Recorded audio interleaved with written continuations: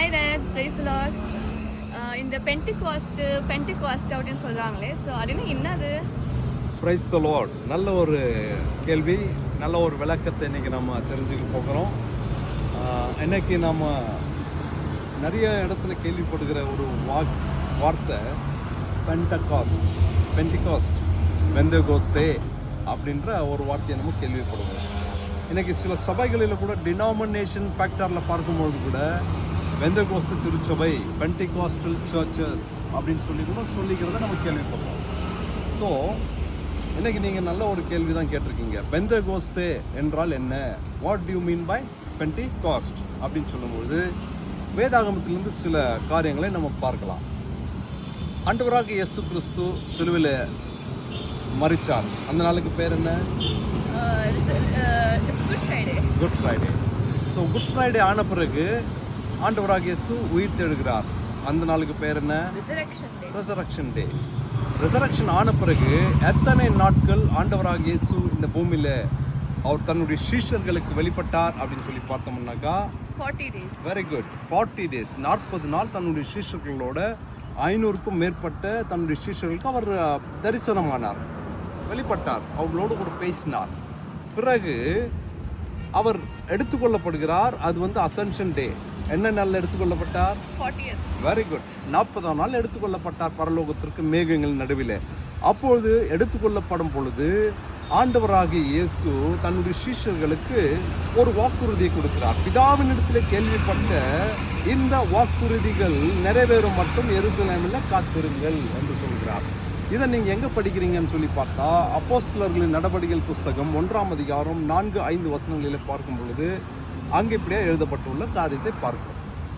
So இந்த வார்த்தையின் அடிப்படையில் அவருடைய சீஷர்கள், ஆண்டவராகிய இயேசு கிறிஸ்துவினுடைய சீஷர்கள் மேல் வீட்டாரையில் எருசலேமில் காத்திருக்கின்றார்கள். 40வது நாள் முதல் கொண்டு 50வது நாள் வரைக்குமாய் அவர்கள் காத்திருக்கின்றார்கள். அந்த 50வது நாளிலே அங்கே என்ன நடக்கிறது என்று சொல்லி பார்க்கும் பொழுது the 50th day, அந்த 50வது நாளிலே ஒரு பெருங்காற்று உருவாகி வானத்திலிருந்து ஒரு சத்தம் உண்டாயிற்று.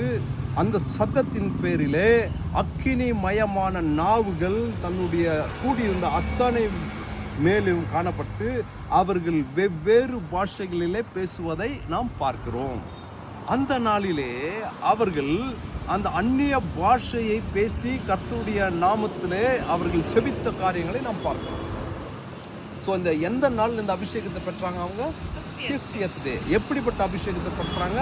அக்கினி மயமான நாவுகள் அவர்கள் மேல் அமர்ந்திருக்க அவர்கள் அந்நிய பாஷையில பேசி தேவனுடைய நாமத்தை மகிமைப்படுத்தினார்கள்.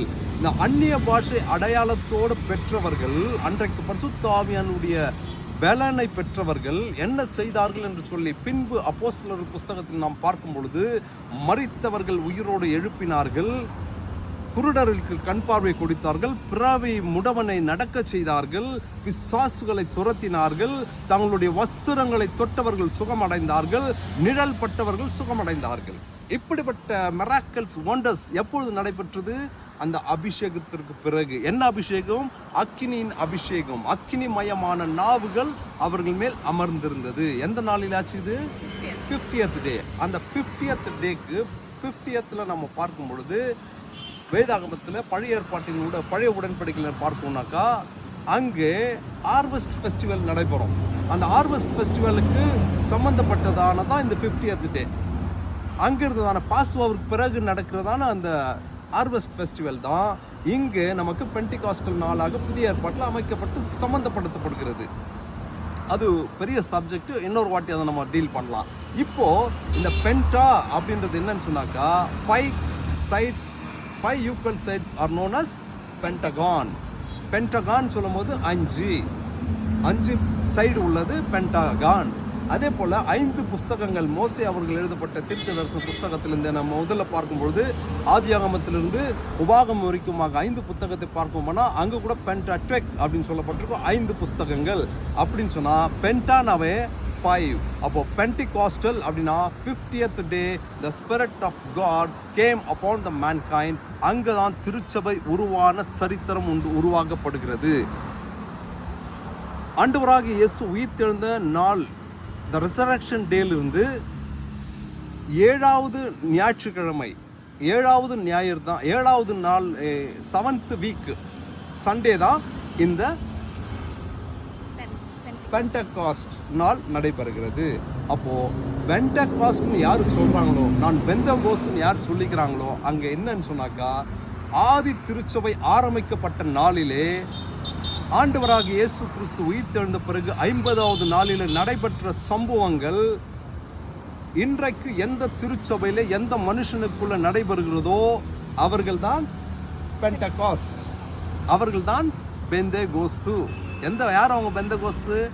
ஆதி திருச்சபை ஆரம்பிக்கப்பட்ட நாள் என்னைக்கு? ஆண்டவராகிய இயேசு கிறிஸ்து உயிர்த்தெழுந்து 7ஆம் நாள், 7வது வாரத்திலே 50வது நாள் நடைபெற்ற பொழுது அந்த 50th டே தான் பெண்டகாஸ்ட், 50th டே அப்படின்னு சொல்ற அடையாளம் கூறுகிறோம்.